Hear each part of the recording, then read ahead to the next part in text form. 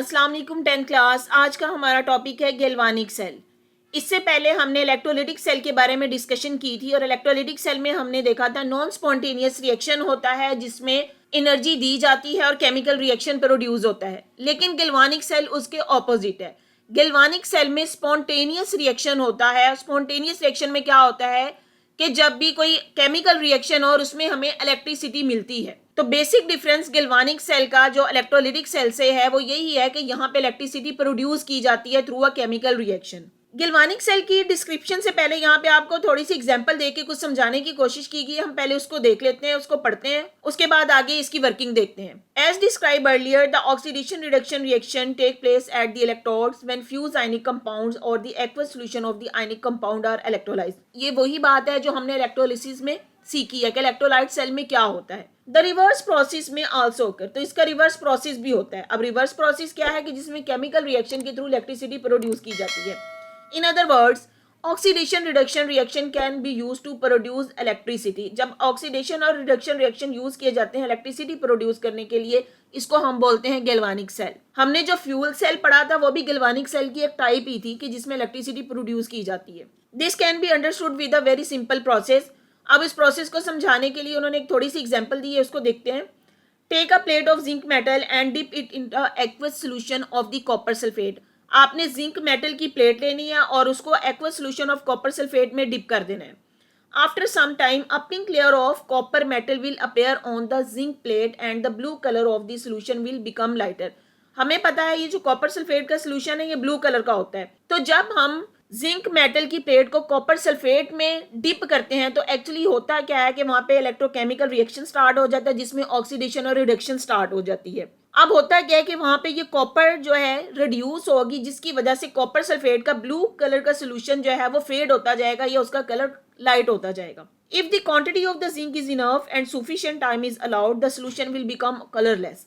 तो आप यही बात की गई है कि जिंक अगर हमने जो है उसकी क्वांटिटी इनफ थी जो उसको डिप किया था, तो क्या हो जाएगा, आहिस्ता आहिस्ता जो कॉपर सल्फेट का सोल्यूशन है वो कलरलेस हो जाएगा। और इसकी कलरलेस होने की रीजन क्या है? In this process electrons are transfer from zinc to copper ion. अब एक्चुअली होता क्या है कि यहाँ पे जिंक की ऑक्सीडेशन हो जाती है जिसकी वजह से जिंक के इलेक्ट्रॉन जो है कॉपर आयन की तरफ ट्रांसफर कर जाते हैं। Every copper ion get 2 electron from zinc atom to get deposit as a metallic copper atom. क्या होता है कि वहां पे जिंक की ऑक्सीडेशन होती है और जिंक जो है ये 2 इलेक्ट्रॉन देता है कॉपर को। कॉपर इन 2 इलेक्ट्रॉन को गेन कर लेता है और जिसकी वजह से कॉपर की रिडक्शन होती है। जैसे यहाँ पे इसके रिएक्शन की तरफ आए तो रिएक्शन में भी ये दिखाया गया है, a zinc atom goes into the aqueous solution as a zinc positive 2 and the reaction can be shown as follows. क्योंकि जिंक जो है उसकी ऑक्सीडेशन हो रही है तो वो 2 इलेक्ट्रॉन दे देगा और जिंक +2 फॉर्म में आ जाएगा। वो वाले 2 इलेक्ट्रॉन कॉपर ले लेगा और कॉपर की रिडक्शन हो जाएगी और यहाँ पे ये जो कॉपर आयन है 2 इलेक्ट्रॉन लेके कॉपर की फॉर्म में डिपॉजिट हो जाएंगे। तो इस तरह हम सिंपल वर्ड में कह सकते हैं कि यहाँ पे जिंक की ऑक्सीडेशन हो रही है जबकि कॉपर की रिडक्शन हो रही है। अब अगर एक मेटल की ऑक्सीडेशन हो रही है और एक की रिडक्शन हो रही है, ऑक्सीडेशन रिएक्शन हो रहा है, तो इस रिएक्शन की बेस पे इलेक्ट्रिक करंट प्रोड्यूस किया जा सकता है। और अगर किसी भी सेल में इलेक्ट्रिसिटी की जनरेशन हो रही है तो उसको हम नाम देंगे गैल्वानिक सेल या इसका दूसरा नेम है डेनियल सेल। अब डेनियल सेल या गैल्वानिक सेल की वर्किंग क्या है, पहले हम इस वर्किंग को देखते हैं, उसके बाद इसके टेक्स्ट की तरफ आते हैं। यहाँ पे देखें ये डेनियल सेल या गैल्वानिक सेल का स्ट्रक्चर है। ये इलेक्ट्रोलाइटिक बाथ है और इसको सेपरेट किया गया है पोरस साल्ट ब्रिज से। अब पोरस साल्ट ब्रिज का क्या मतलब है कि हमारे सोल्यूशन जो है वो अलग अलग रहें। यहाँ पे ये जो इलेक्ट्रोलाइट है वो जिंक सल्फेट का सोल्यूशन है और इसमें जिंक का ही इलेक्ट्रोड डिप किया गया है, और ये ब्लू कलर कॉपर सल्फेट का सोल्यूशन है और इसमें जो इलेक्ट्रोड है वो कॉपर का ही इलेक्ट्रोड है। ये जो इलेक्ट्रोलाइट्स हैं ये अपने आयंस में डिसोसिएट होंगे क्योंकि जिंक सल्फेट का सोल्यूशन है, इसलिए यहाँ पे जो हमें आयन मिलेंगे एक जिंक मिलेगा और एक सल्फेट, जबकि कॉपर सल्फेट का सोल्यूशन कॉपर और सल्फेट आयन में डिसोसिएट हो जाएगा। ये जो पोरस साल्ट ब्रिज है इसका मकसद होता है कि ये सोल्यूशन एक दूसरे से अलग रहें, लेकिन पोरस होने का मतलब है कि आयंस की मूवमेंट इजीली हो सके। अब एक्चुअली होता क्या है कि यहाँ पे देखें ये जिंक इलेक्ट्रोड है, इस पे जिंक की ऑक्सीडेशन होगी। जब ऑक्सीडेशन होगी तो जिंक अपने 2 इलेक्ट्रॉन जो है रिमूव करेगा। ये 2 इलेक्ट्रॉन एक्सटर्नल सर्किट की तरफ मूव करेंगे और यहाँ पे ये गैल्वानोमीटर हमें शो करेगा कि इलेक्ट्रॉन की मूवमेंट है और इलेक्ट्रॉन के फ्लो को ही हम कहते हैं इलेक्ट्रिक करंट। तो ये इलेक्ट्रॉन जब एक्सटर्नल सर्किट से मूव करके कैथोड की तरफ जाएंगे तो यहाँ पे इलेक्ट्रिसिटी की प्रोडक्शन होगी। इसलिए हम इसको बोलते हैं गैल्वानिक सेल या डेनियल सेल। अब कैथोड पे आएंगे, ये इलेक्ट्रॉन यहाँ पे कैथोड पे आके कॉपर में आइंस इन इलेक्ट्रॉन को गेन करेंगे और रिडक्शन होगी और कॉपर आयन के तौर पे यहाँ पे डिपॉजिट हो जाएंगे। जी इसकी एक्सप्लेनेशन की तरफ आते हैं। Daniel cell use oxidation reduction reaction to produce electric current. In above mentioned process, the oxidation reduction reaction are taking place directly on the zinc electrode, so the electricity can not be generated. जो हमने इससे previous reaction पढ़ा था उसमें क्या था कि सिर्फ जिंक इलेक्ट्रोड के ऊपर रिएक्शन हो रहा था, लेकिन वहां पे इलेक्ट्रिसिटी जनरेट नहीं हो रही थी। However, if the oxidation reduction reaction are carried out in the separate compartments, जो एग्जांपल इसके स्टार्ट में दी गई उसमें हमने क्या किया था, एक ही सोल्यूशन के अंदर जिंक को डिप किया था, वो कॉपर सल्फेट का सोल्यूशन था। लेकिन इलेक्ट्रिसिटी की प्रोडक्शन के लिए क्या होना चाहिए कि हमारे पास सेपरेट कंपार्टमेंट्स होने चाहिए। Electricity can be generated, such an arrangement is shown in the figure. तो यहाँ पे ये जो अरेंजमेंट है ये गैल्वानिक सेल की है। सेपरेट कंपार्टमेंट, अब यहाँ पे देख लीजिए सेपरेट है, यहाँ पे इसमें कॉपर सल्फेट का सोल्यूशन जबकि यहाँ पे जिंक सल्फेट का सोल्यूशन, और दोनों को सेपरेट किया गया है और दोनों के इलेक्ट्रोड इसके अंदर डिप किए गए हैं सोल्यूशन के अंदर। In this type of galvanic cell, a zinc plate is dipped into zinc sulfate solution. अब यहाँ पे देखिए ये जिंक सल्फेट का सोल्यूशन था और इसमें जिंक की ही प्लेट डिप की गई है। While a copper plate is dipped in the copper sulfate solution, जबकि ये कॉपर सल्फेट का सोल्यूशन है और इसके अंदर कॉपर की ही प्लेट डिप की गई है। The two solutions are kept separate by porous partition through which ion can pass. तो इन दोनों सोल्यूशन को एक दूसरे से ये पोरस सेपरेशन के जरिए से सेपरेट किया गया है कि ताकि ये सोल्यूशन मिक्स ना हो, लेकिन इस पोरस सेपरेशन का मतलब है कि आयन जो है वो पास कर सके। The two electrodes are connected by a wire through a galvanometer which measure the electric current. तो दोनों इलेक्ट्रोड को गैल्वानोमीटर के थ्रू जोड़ा गया है और जो गैल्वानोमीटर है वो इलेक्ट्रिक करंट की मेजर के लिए यूज होता है।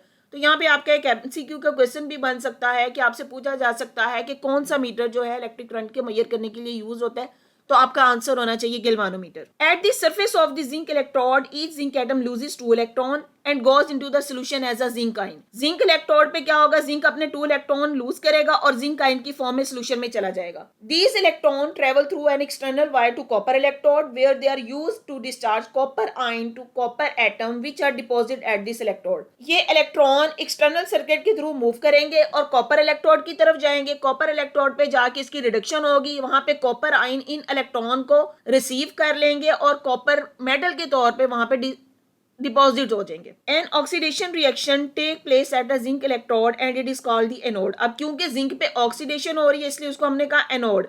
While reduction take place at the copper electrode and it is called cathode, जबकि कैथोड पे रिडक्शन हो रही है। The following reaction take place at the 2 electrode. तो एक्चुअली जो रिएक्शन एनोड पे क्या होता है, कैथोड पे क्या होता है, ये रिएक्शन हम देख लेते हैं। जिंक पे हमने कहा ऑक्सीडेशन हो रही है, ऑक्सीडेशन मीन 2 इलेक्ट्रॉन लूज करेगा जिंक पॉजिटिव आयन में, जबकि कैथोड पे रिडक्शन हो रही है। रिडक्शन का मतलब है गेन ऑफ इलेक्ट्रॉन, इसलिए कॉपर 2 इलेक्ट्रॉन गेन करेगा और कॉपर मेटल के तौर पे वहां पे डिपॉजिट हो जाएगा। अब यहाँ पे इनका स्टैंडर्ड ऑक्सीडेशन पोटेंशियल भी दिया गया है। जिंक का ऑक्सीडेशन पोटेंशियल है प्लस 0.76, जबकि कॉपर का रिडक्शन पोटेंशियल है, क्योंकि वो रिड्यूस हो रही है, उसका रिडक्शन पोटेंशियल है 0.34। आपने ये वैल्यूज याद रखनी है। ओवरऑल सेल का रिएक्शन देखें तो क्या हो रहा है, जिंक प्लस कॉपर आयन दे change into zinc ion plus copper. तो सेल वोल्टेज जो हमें मिलता है वो 1.10 वोल्ट्स है। अब ये 1.10 वोल्ट कैसे है कि अगर यहाँ पे ऑक्सीडेशन पोटेंशियल और रिडक्शन पोटेंशियल दोनों की वैल्यूज को ऐड करें तो हमारे पास ये इतने वोल्ट्स आ जाते हैं, इतने वोल्ट का हमें यहाँ पे करंट मिल रहा है। Both part of the cell are called half cell, no reaction can take place in isolated half cell. अब यहाँ पे ये बात कर दी गई कि दोनों सेल का जो है हाफ पार्ट उसको हम हाफ सेल बोलते हैं, लेकिन no reaction can take place in any isolated half cell. अगर इस हाफ सेल को आइसोलेट कर दें, अलग कर दें, तो तब इसमें कोई भी केमिकल रिएक्शन नहीं होगा। Both the reaction take place simultaneously at the both half cell. तो दोनों हाफ सेल में ये रिएक्शन साइमल्टेनियस होता है और हमें पता है कि जब भी ऑक्सीडेशन होती है तो इसकी साइमल्टेनियसली रिडक्शन भी होती है। In this cell electron travel in the external circuit while ions travel through the porous partition in the internal circuit. Daniel cell produce a voltage of around 1.10 volt under standard conditions. तो यहाँ पे ये आपका MCQ का question आपने याद रखना है कि डेनियल सेल से हमें 1.10 वोल्ट इलेक्ट्रिसिटी की जनरेशन मिलती है।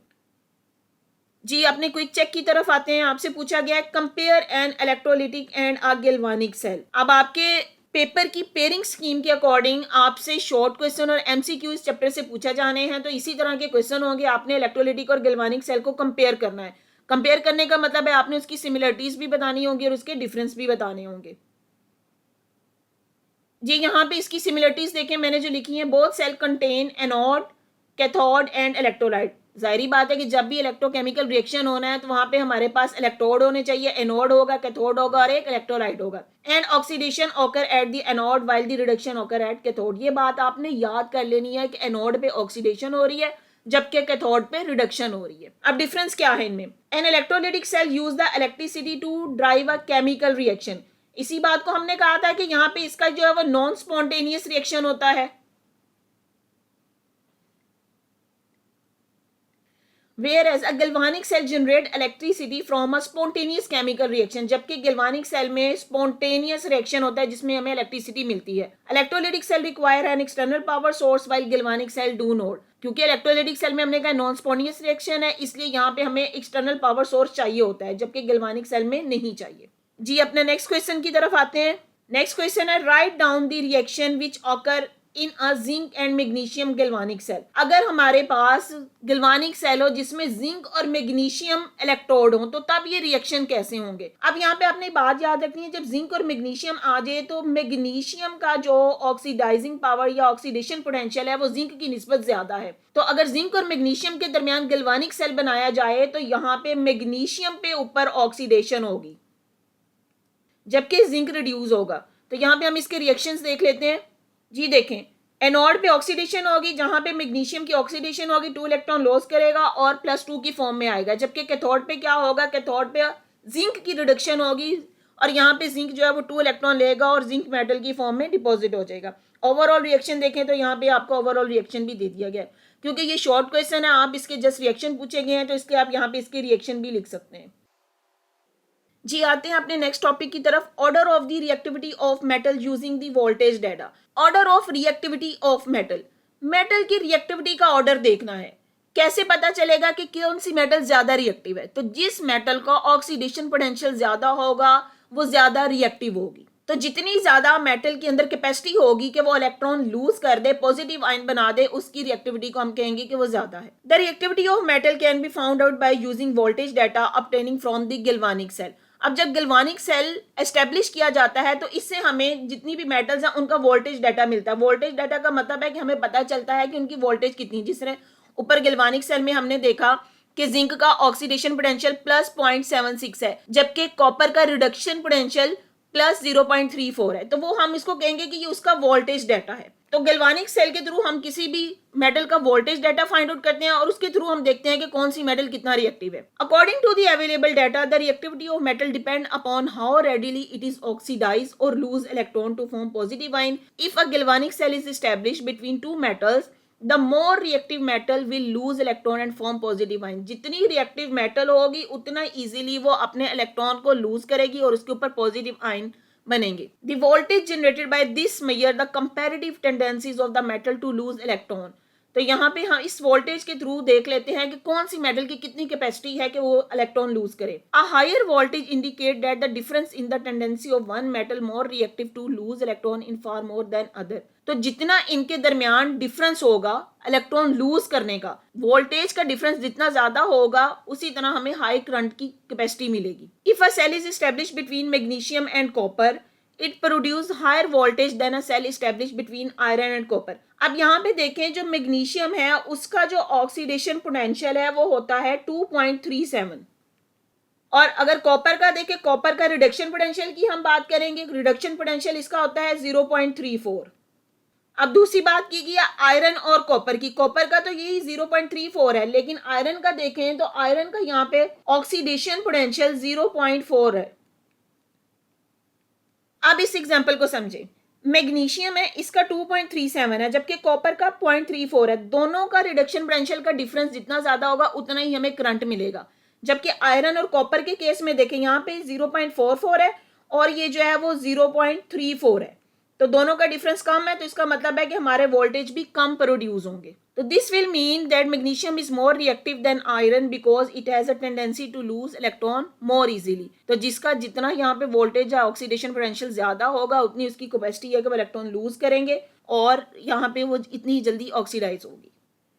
By measuring the voltage produced when different metal pair are used in the voltaic cell, it is possible to determine the reactivity series of the metal which is called the electrochemical series. तो यहाँ पे ये जो voltage है ये हमने galvanic cell के through ही major किया गया, इसीलिए यहाँ इलेक्ट्रोकेमिकल सीरीज में जो हमने मेटल्स को अरेंज किया था वो इस वोल्टेज की बेस पे किया था कि किसका ऑक्सीडेशन पोटेंशियल कितना और रिडक्शन पोटेंशियल कितना है, उसकी बेस पे हमने मेटल्स को अरेंज किया और उसको हम बोलते हैं electrochemical series. Metal place higher in this series are consider more reactive and easily lose electron than the metal place lower in the series. तो इस सीरीज को हमने पढ़ा भी और इसमें देखा भी है कि जो मेटल है हायर रखी गई है सीरीज में, उनका ऑक्सीडेशन पोटेंशियल ज्यादा है, वो इजीली इलेक्ट्रॉन लूज कर सकती हैं, जबकि ऐसी मेटल जो लोअर हैं सीरीज में तो उनका जो है वो इलेक्ट्रॉन गेन करने की कैपेसिटी है, वो लूज नहीं करती।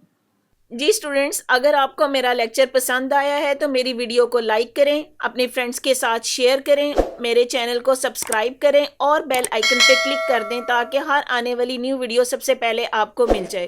थैंक यू, दुआओं में याद रखिए। अल्लाह हाफिज़।